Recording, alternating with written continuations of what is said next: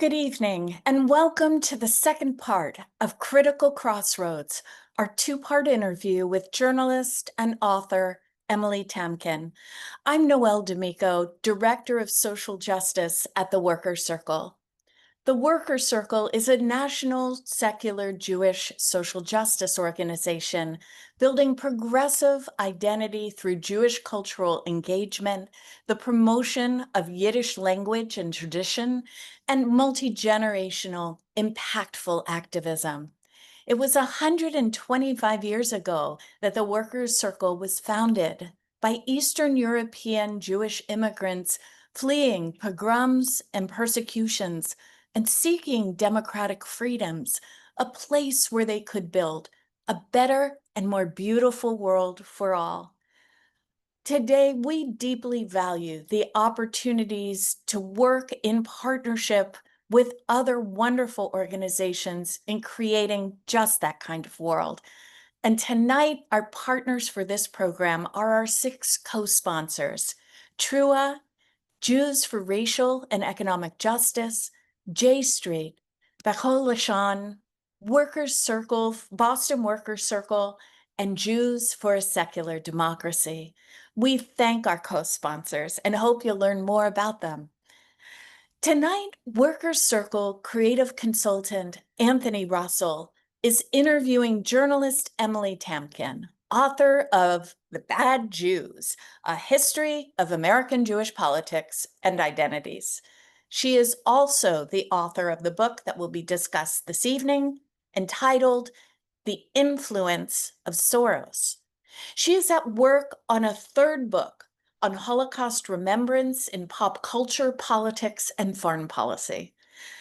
Emily is a contributing columnist at The Forward and writes regularly for The New Republic, Slate, and The Washington Post, among other publications. She has been the recipient of a Fulbright Fellowship, a Heinrich Boll Fellowship, a Council on Foreign Relations International Affairs Fellowship, and was part of the inaugural class of Shalom Hartman writers and journalists. Emily lives in Washington, D.C. Anthony Mordechai Zvi Russell is a multidisciplinary artist working in the medium of Yiddish language and culture.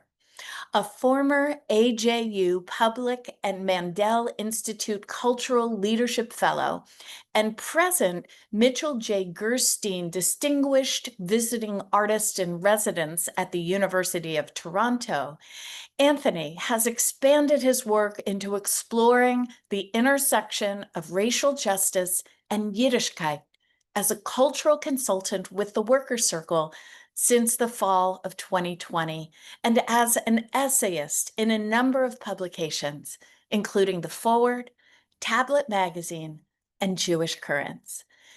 Anthony lives in San Diego, California, with his husband of 10 years, Rabbi Michael Rothbaum.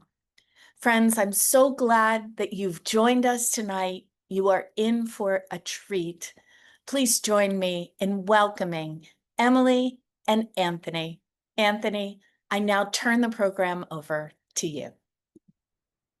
Thank you so much, Noelle. Last Tuesday, in the first installment of our program Critical Crossroads, we explored the diverse cultural and ideological terrain of the American Jewish community through the incisive Bad Jews, A History of American Jewish Politics and Identities. For today's interview, I'd like to ask viewers to please put any questions they may have in the Q&A feature on your screens. And provided that we have enough time, I'll ask them to our guest, author and journalist Emily Tamkin. It's a real pleasure to welcome you again this evening, Emily. It's such a pleasure to be back here with you, and thank you again to the Workers' Circle for having me.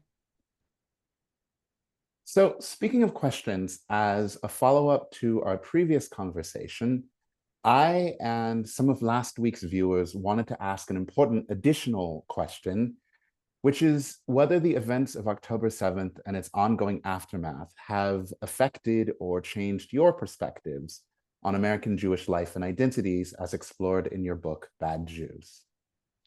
I wouldn't say that it's changed them. I think it's reaffirmed. I think the dynamics that I describe in my book, and uh, particularly in the chapters on more on the culmination of the last 100 years of American Jewish history, that is the chapters sort of on the present day.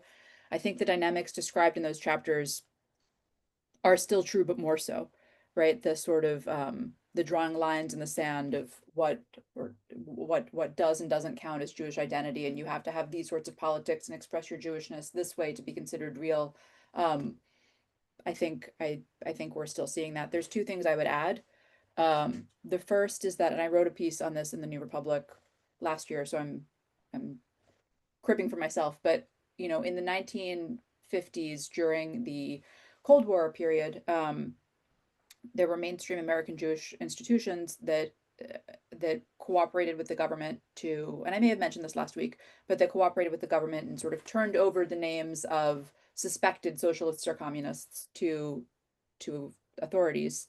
Um, and there's, you know, they did this both out of fear because it was the Red Scare, and and Jews were thought to be all, every Jew was a Bolshevik, every Jew was a communist. It was a protective mechanism, and also some did it because they had contempt for leftist Jews, and this was an opportunity to cast that out of Jewish institutional life.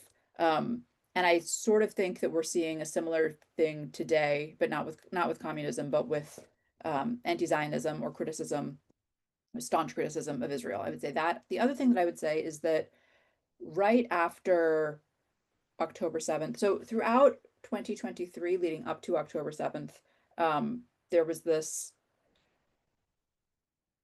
many a Jewish institution, a liberal Jewish institution, spent time protesting this very right wing Israeli government, saying that American Jews who previously had been less comfortable criticizing the government of Israel should get comfortable doing that. That because of the proposed judicial reforms, this was actually that criticizing Israel under this government was actually a way of showing support for Israel. That you could love Israel and still criticize it, um, and on October 7th, we saw those groups snap back, I would say, to where they had been before and to where much of American Jewishness had been before, which is we stand with Israel. We are not going to criticize them. We are going to show them support in this time.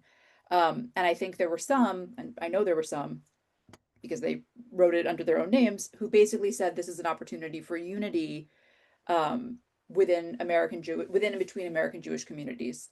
And what we have seen since is that was there was a moment after this horrific attack when it looked like that would be true, but the subsequent, how many months has it been? The, sort of the defensive war, or if you take that perspective, or the slaughter of thousands of Palestinian civilians, take that perspective. Depending on where you stand, you've moved farther and farther. And so the dynamics that I describe in the last chapters of my book, I think quickly reemerged into American Jewish life.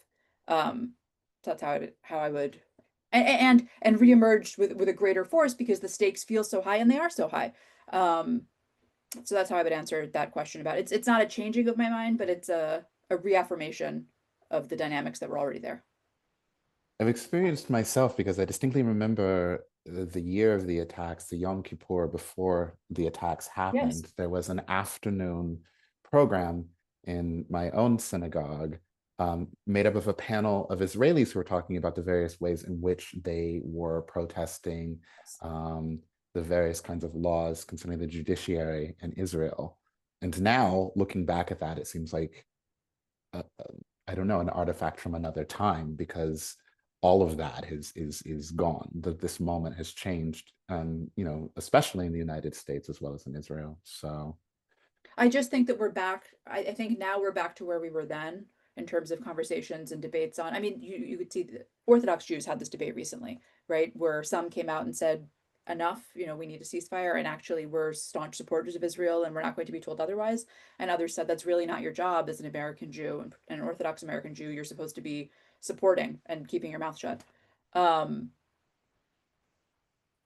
Which in some ways, and there was much, understandably much, I don't want to call it noise. There was much attention paid to this because it was Orthodox Jews and traditionally quite supportive of Israel. And so in some ways it was look at this unprecedented and yet it reminded me so much of the conversation that so many had been having before October 7th.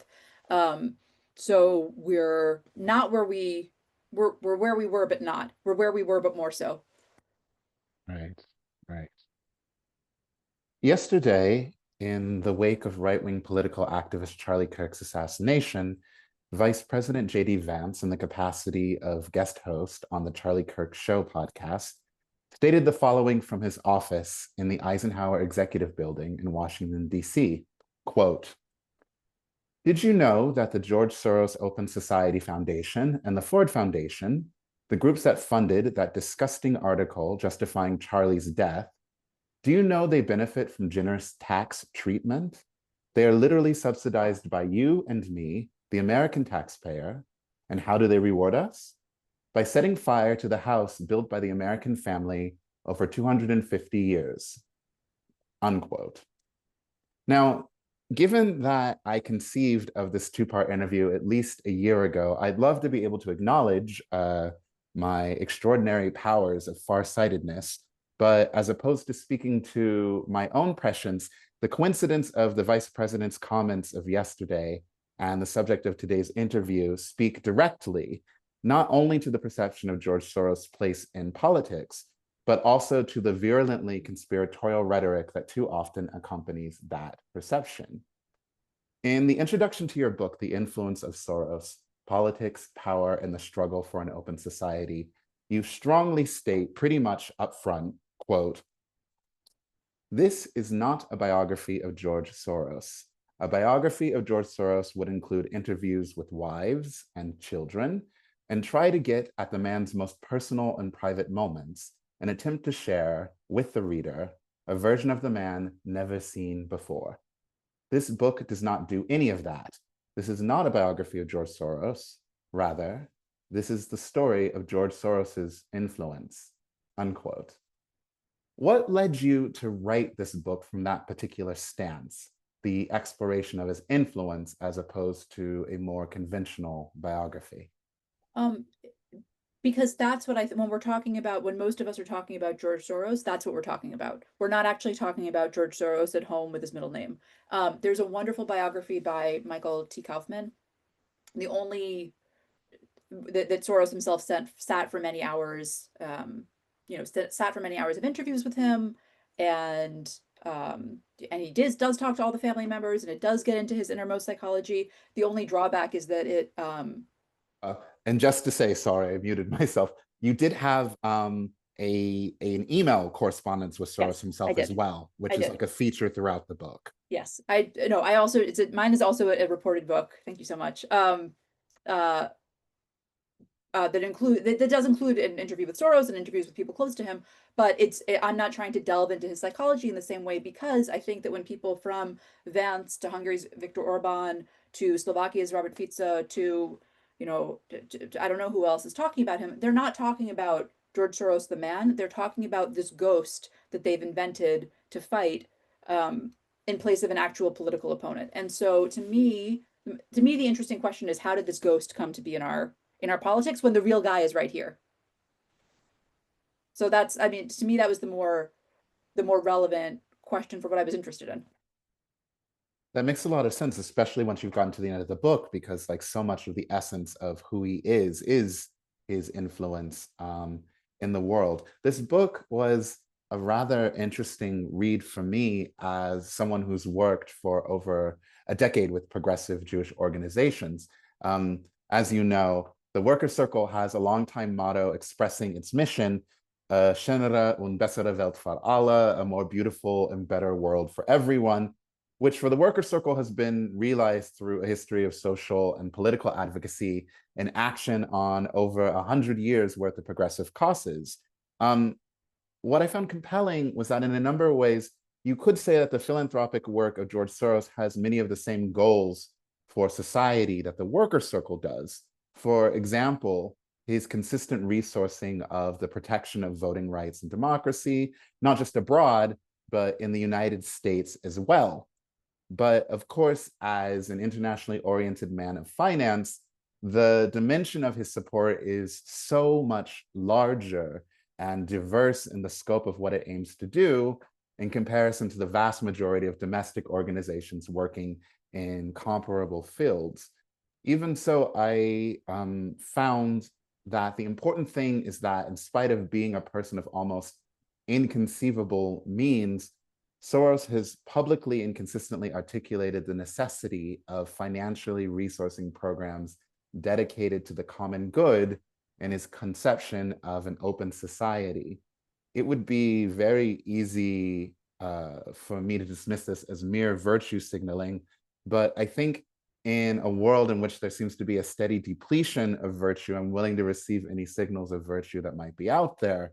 Frankly, just recently, we literally had an example of a foreign-born billionaire attempting to purchase votes via a raffle during the last election while hawking cars and rockets.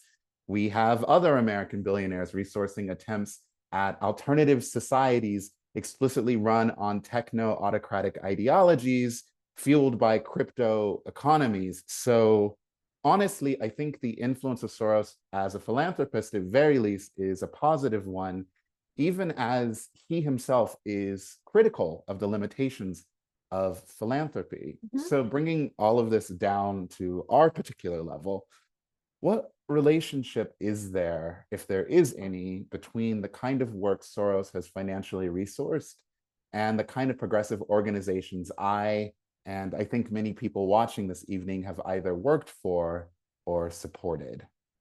So there are three things that I want to say in response to this question. The first, just to explain the idea of an open society to anyone who's not familiar. It comes from Karl Popper's Open Society and Its Enemies. This was his professor at the London School of Economics when he was a student there. And basically, my like vulgar retelling of the idea is that, you know, an open society is one in which your right to participate is not based on race, religion, ethnicity, culture. You, as a member of that society, have the right and responsibility to participate, and that it's through that participation and discussion and debate that we collectively will come to not, we'll try to perfect the society. We'll never reach the perfect, but we'll try to get there.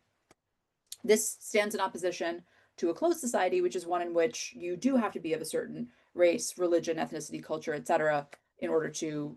So it's which credential do you have to hold in order to be part of the society? I mean, arguably, America has shifted between being an Yes. open and closed society and also Yes. having founding documents that also shift between concepts of an open and closed society. Exactly. Really well put.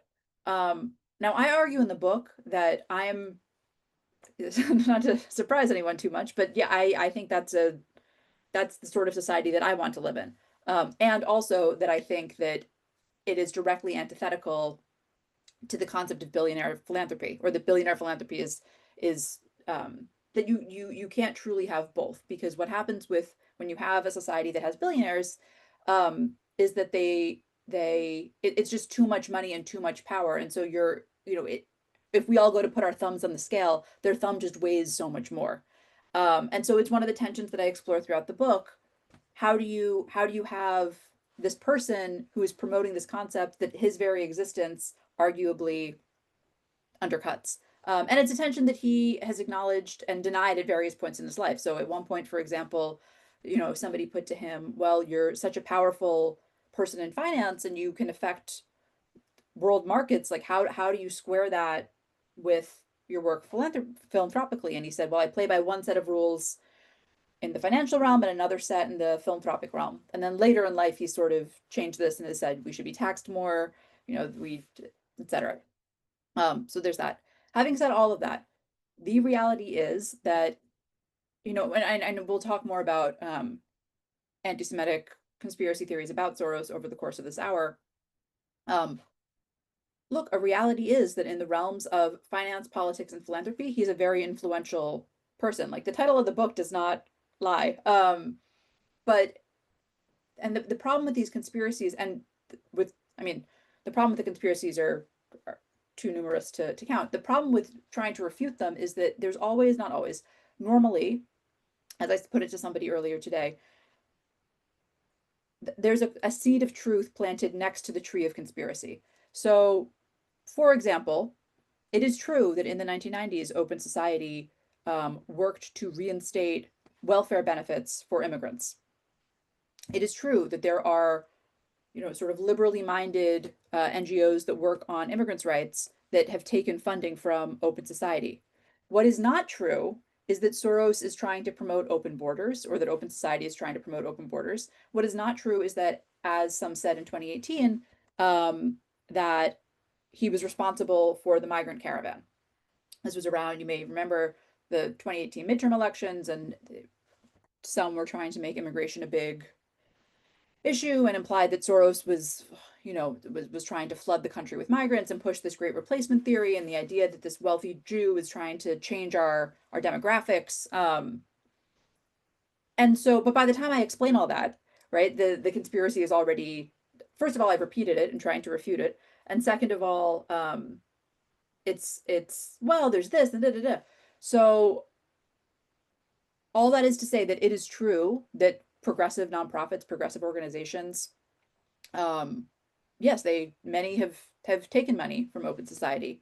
And it is also true that that does not mean that the conspiracies about him or his organization are are are true, or that they are okay or acceptable or not dangerous. Okay.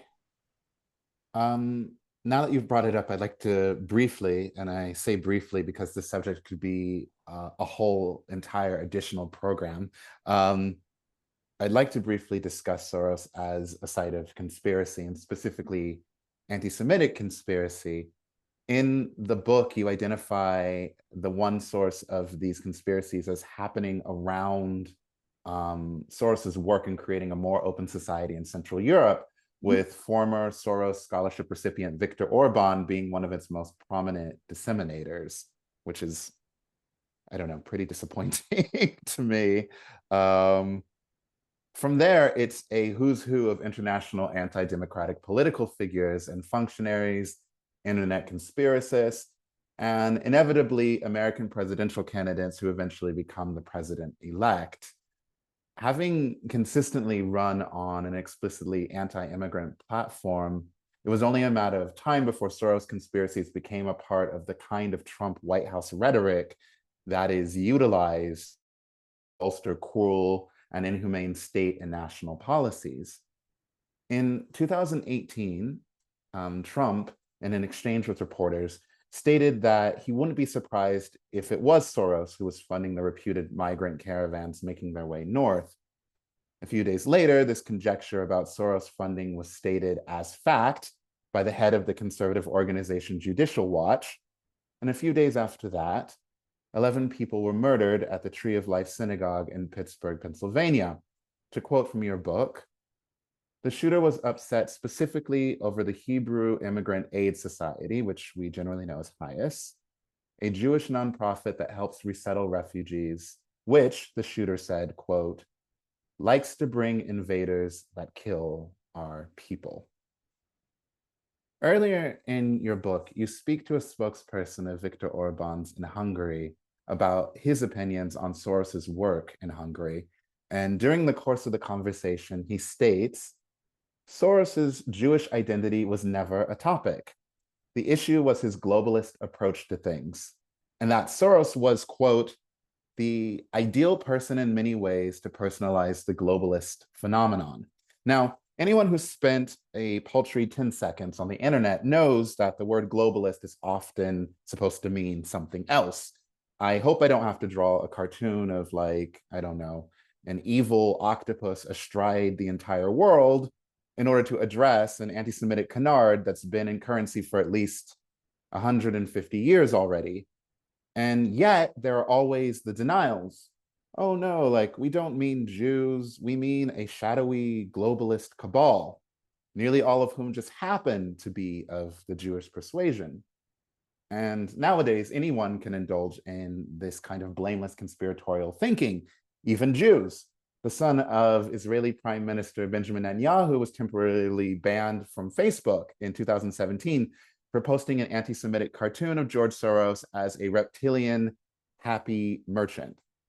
It bears repeating, of course, anti-Semitism happening anywhere is a danger to Jews everywhere, as well as a danger to everyone else, as anti-Semitism too often accompanies other kinds of hatreds and prejudices in contemporary society. Can you explain how the anti-Semitic rhetoric that often accompanies the mention of George Soros affects or potentially endangers American Jews? So I have again three things to say here. The first is to your point of oh well, they said globalist, not Jew. The way that someone in Slovakia once put it to me is, you couldn't think of a more perfect cartoon villain on whom people could project their preconceived notions, right? He's he left his home country, he lives in New York, he works in finance, he's Jewish, and I think it is really important to understand that that Jewish plays a key role there, because I don't need to say Jew, I can just say globalist or rootless, or as Orban said, I think also in 2018, we're fighting an enemy who's different from us. He doesn't really have a homeland. Anti-Semitic tropes are so in the water, they're in the air and the water. And so I don't need to say the word Jew for your synapses to light up and know exactly who I'm talking about. That's number one. Number two, you mentioned Netanyahu's delightful son. And so I will just say that there's been, in my book, I've written on this since, there's been others who have pointed it out eloquently. Yelena Sabotic, I think I said her name correctly, chief among them.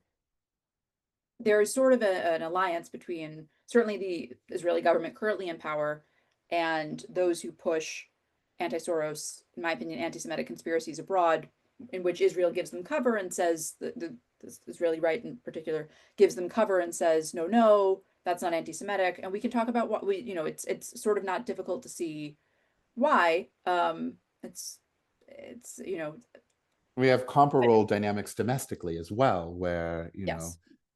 President Trump and various people working in his administration can present their Jew of choice to tell them, well, actually nothing that's happening is really Sure. anti-Semitic.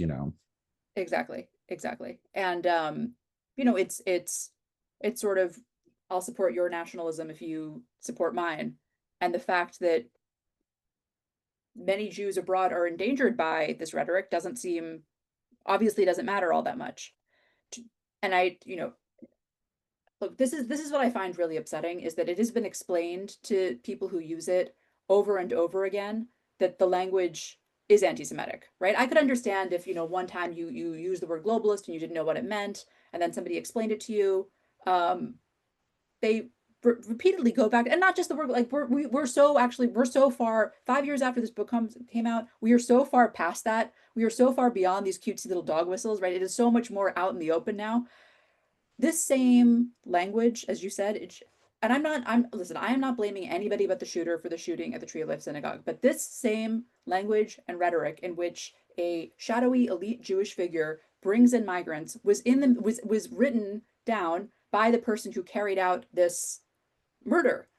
And it's not only Jews who were endangered by it. In 2022, a shooter went to a grocery store in a predominantly Black area in Buffalo, or near Buffalo, and killed shoppers. And their manifesto, surprise, surprise, also had not only anti-Black racism, but anti-Semitic screed. Again, sharing the similar view of, the Jews and what they're doing against the white nation, and the sort of they're degrading the true population. We know now that this rhetoric is dangerous for Jews, and not only for Jews. And so the fact that the vice president, while decrying political violence, while decrying the danger of words and of saying, how dare you speak ill of, how dare you, don't you understand the cost, the way, how the cost and weight of your words, in this same public appearance has the audacity to pick out a Jewish person and say that they are undercutting, undermining, degrading the American family. I'm sorry, who is in the American family? Like, I know 200 years of the American home, as if there aren't possibly Jews who also have been here for 200 years and are also like an aspect of the American home. The idea that, I mean, but that's what all of this is is the subtle and not so subtle declaration that there is a real population in every country that is the nation, that actually can claim the nation, that actually has ownership of that place, and that the rest of us are either trying to degrade it or are the sort of tools by which it is degraded. And either way, like, sorry, we're not in the American family. I'm not in the American family. You're not in the American family. Who decided that? JD Vance, right? So it's a clear articulation of a political project. I think it's anti-Semitic, it's xenophobic, it's racist, it's and it's dangerous. And we don't need to speculate like, oh, maybe this rhetoric will one day be used for something violent. It's happened. No, It's we happening. have proofs. And they We've, continue yeah, to use the rhetoric. Yes. right.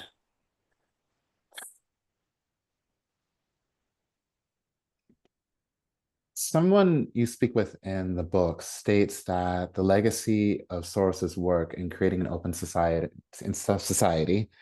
as you described it, ultimately hinges on President Trump, who has as his aim and power to undo the work that Soros has done lo these many years. In your conclusion, you respond, quote, I don't think Soros's legacy hinges on Trump.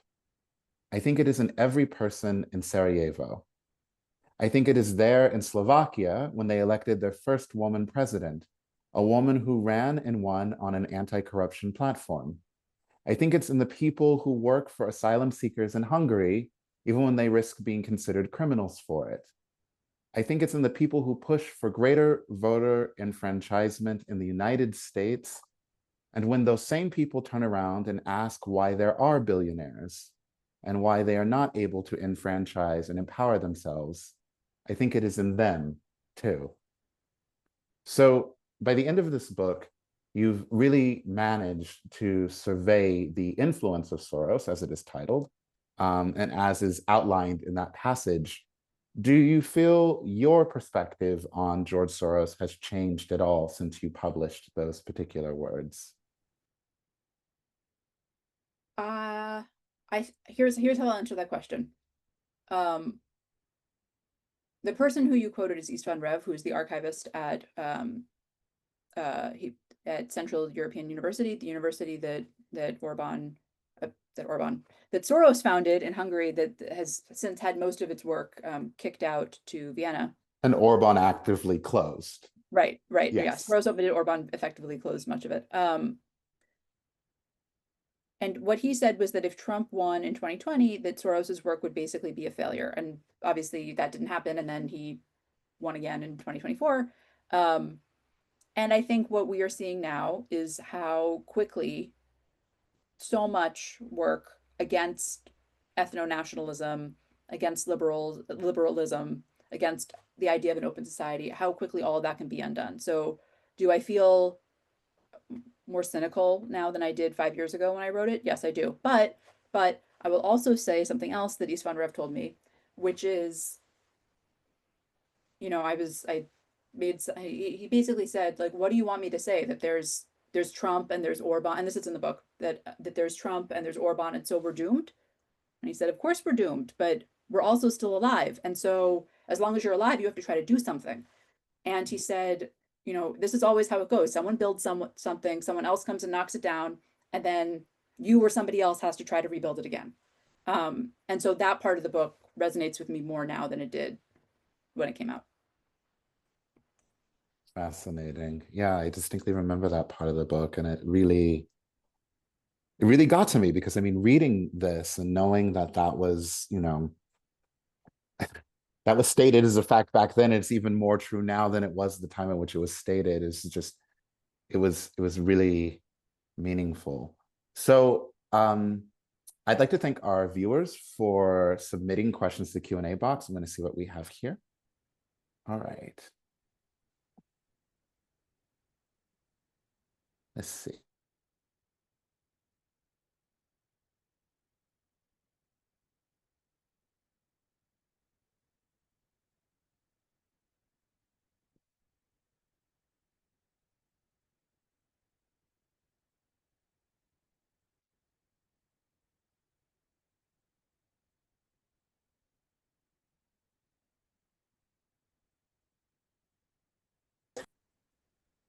You're back. I didn't actually hear Oh, what you asked. You I'm froze. so sorry. Oh, I'm it's so okay. sorry. I was just like, I'm just Um, gonna wait this out. What was the question? all right. The question was, and I think this is in relationship to bad Jews. Do you see what's happening among Jews today? And I'm thinking this is basically elements of conflict between American Jews. Do you see what's happening among Jews today in the US as a kind of Jewish civil war? And I think that's interesting because, of course, there have been civil wars Mhm, ideologically and sometimes literally amongst Jews historically. But do you mhm. see the present day conflicts that are happening in the United States and the Jewish community as being a kind of Jewish civil war? If the answer is yes, then there's always been a Jewish civil war, right? I think that even though we're fighting over as I said at the beginning, the stakes feel so high and they are so high and it's so painful and I don't know a single Jewish community. I don't know of a single Jewish community that is not wrestling with this within that community and between that community and others. Um, and also there have always been in the 100 years that I write about in my book, there have always been these very intense fights. The anecdote from the book that I love is that when Mordecai Kaplan, who's the father of Reconstructionist Judaism, made his new Haggadah, um, he sort of tried to update it, Americanize it, make it more relevant to the times that he was living in. Um, and that makes it sound superficial. It wasn't. It's It was certainly not to me. I mention it regularly in a session that I give because he included the song Go Down. right. I don't know if Anthony just froze for anyone else. He includes the song "Go Down Moses," and this is which now there's a different conversation. I also write about this in the book that now there's this other conversation where if you are at a seder of only white Ashkenazi Jews, like is it still acceptable to sing that song? But at the time, it was meant to sort of it was the intention was to fuse Jewish and American tradition together and pull from it. And so he makes this document, and there are a group of Orthodox Jews who are so offended that he did this that they gather together and burn copies of the book. I love this story because like who in this is the bad Jew, right? Like who's the one who's desecrating the text in this story? And I also think that it's a good reminder. I try to think about it when someone writes me an email and says such and such, and it's like that is such a dramatic thing to say or do. The people have always felt strongly and always expressed themselves dramatically when presented with what is in their eyes a bad Jew. So so again, we're where we've been, but more so. Yeah, unfortunately, I don't know the saying in Yiddish yet, but I guess the more it changes, the more it becomes the Mhm. same, correct? Yeah, Okay. exactly. You muted yourself. Sorry. This is also a question that I think is sort of pointed towards bad Jews as a book, which is how is it that any Jews at all are expressing sympathy for Charlie Kirk? That certainly didn't happen the last time a major right-wing extremist, George Lincoln Rockwell, was assassinated in the 1960s. And I'm asking this question because I think having read Bad Jews, I think there's quite a precedence Hmm. Hmm. historically in the United States for Jews who find some sort of meaning in the work of a right-wing ideologue. But how would you necessarily answer that question? Yeah, look, I should first say I just want to be really clear where I stand on this issue. I think that I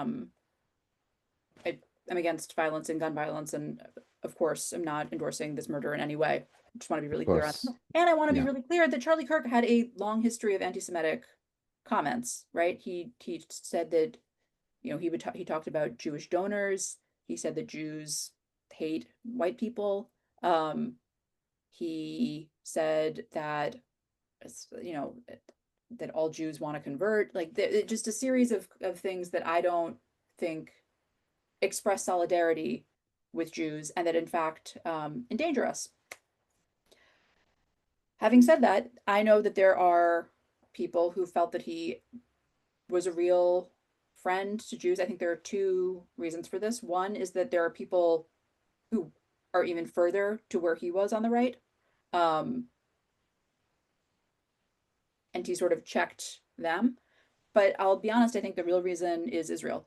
And as you say, there's a long history of American Jews on the political right saying, I don't really care if this evangelical says, you know, whatever he says about, it doesn't matter to me because I know that he's supportive of the Jewish issue that's important to me, which is Israel. And I think we see that here as well. Hmm. And it's I think, look, I think we can just name it. I think that there is a great debate between American Jews today as to what you consider to be anti-Semitism and what fighting anti-Semitism looks like. If you consider anti-Semitism to be anti-Zionism or criticism of Israel or taking certain policies toward Israel, then you see defense of Israel as fighting anti-Semitism. If, on the other hand, you do not think that that is what constitutes anti-Semitism, then comments about Jewish power and Jewish perpetual foreignness and Jewish money and etc.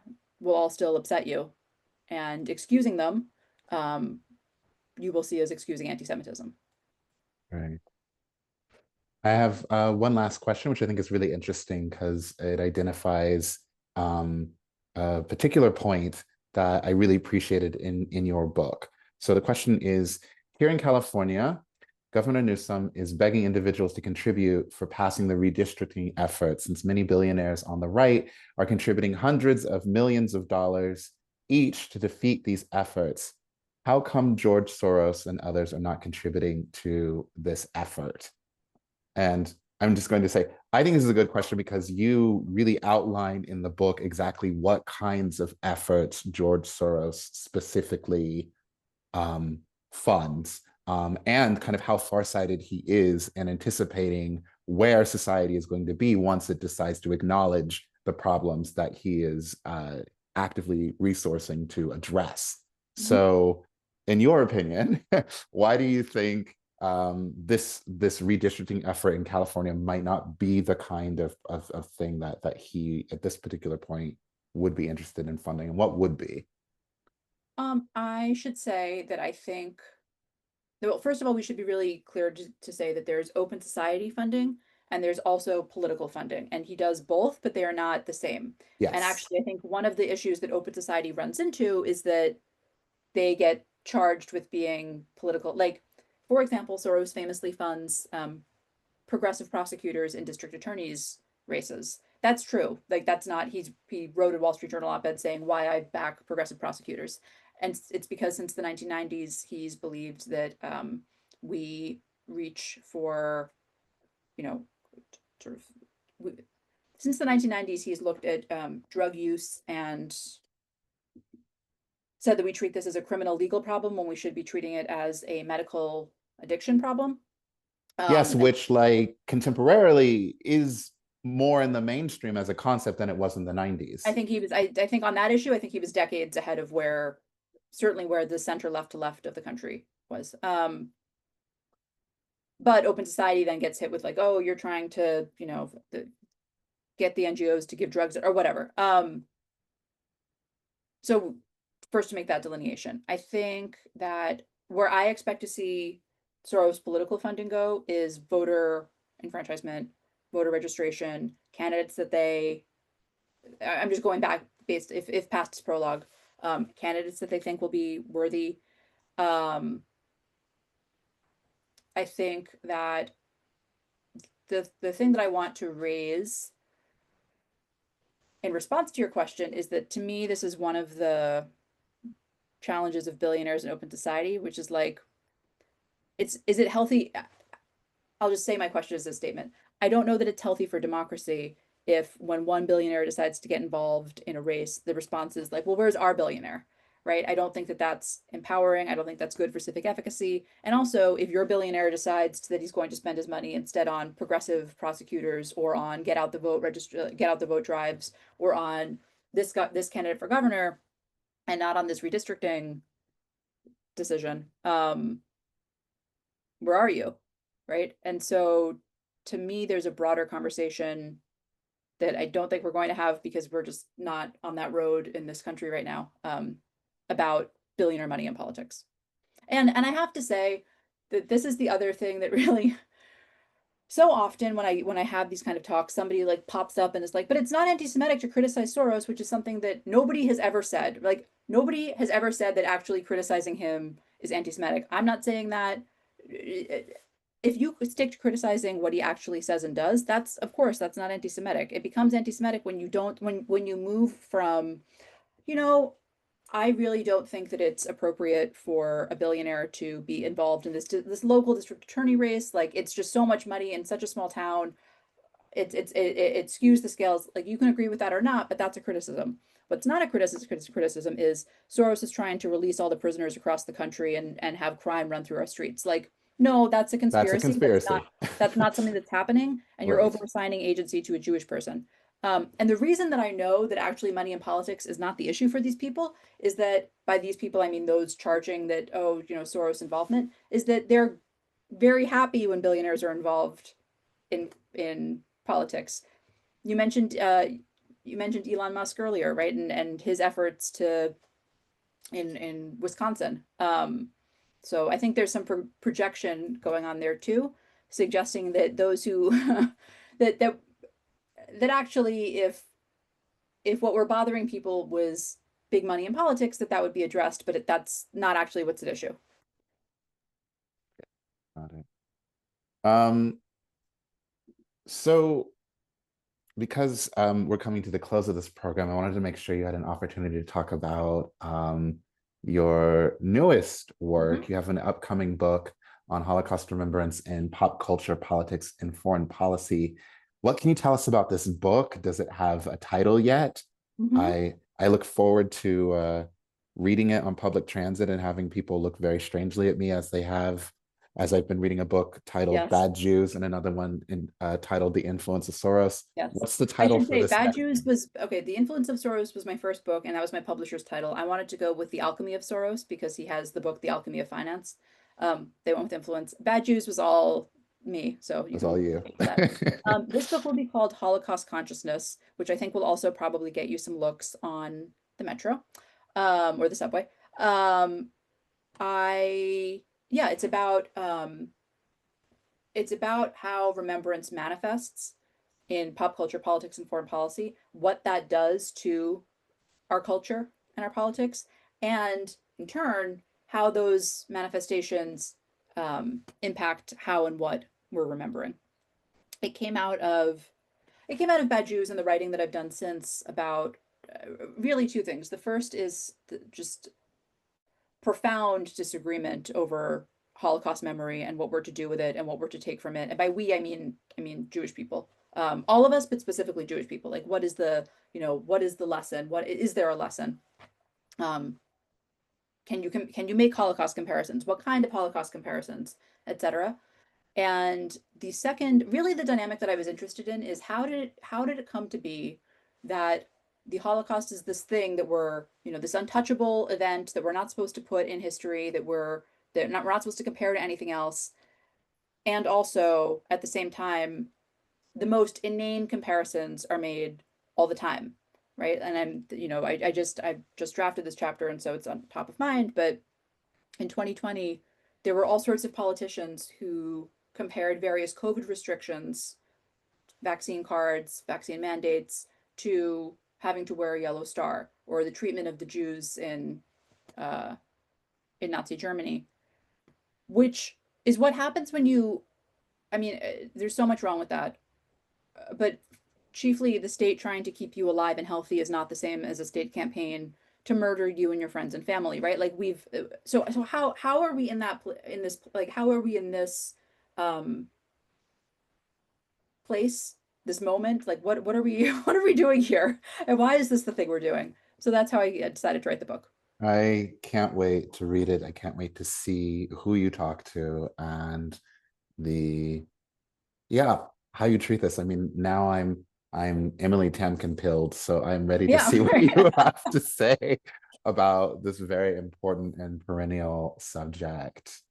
Emily Tamkin, thank you so much for joining me in the Worker Circle for this important conversation. I'm looking forward to your next book and hope that we'll have an opportunity to explore that book with you too in the future. Thank you so much. Thank you so much for having me. It's been such a pleasure speaking with you. And also thank you to all of you who signed on for this and last week's conversation. There's so much you could be doing with your time. I'm so heartened that you came to this. Yes, thank you, viewers, too. And as an expression of our thanks to you, it's now time for a raffle of a copy of the book that we've been discussing today, Emily Tamkin's The Influence of Soros, Politics, Power, and the Struggle for an Open Society. Last week's winner was a viewer from Hawaii. Next winner might be you. And this evening's winner is Stephen K. Stephen K., you are the winner of The Influence of Soros, the book, not the influence, let's be sure. To make that clear. Okay, so way back in the late 90s, George Soros was involved in resourcing and adaptation of the US Rock the Vote campaign for the purpose of increasing voter turnout in Slovakia. This resulted in an 84% turnout of Slovakian voters in a historic 1998 election. Those are the kinds of numbers we actually need back in the US, as we have consequential state elections in our own immediate national horizon. Join the Worker Circle next Monday at 7 p.m. Eastern and every Monday until November 4th, as we make calls to voters of color in Virginia ahead of important state elections this fall. Resources to make it easier to check where voters are registered will be provided, as well as resources for finding much needed nonpartisan voting information. We're phone banking in collaboration with the Center for Common Ground, complementing on-the-ground grassroots efforts led by people of color in Virginia and beyond. You can make calls from anywhere in the country and no previous phone banking experience is necessary. Again, that is next Monday and every following Monday at 7 p.m. For more information on these and other events and programs at the Worker Circle, please visit us at circle.org/events. I'm Anthony Mordecai Svi Russell. This has been Emily Tamkin, and this has been the second of our two-part series, Critical Crossroads, in conversation with Emily Tamkin. Everyone, have a good night.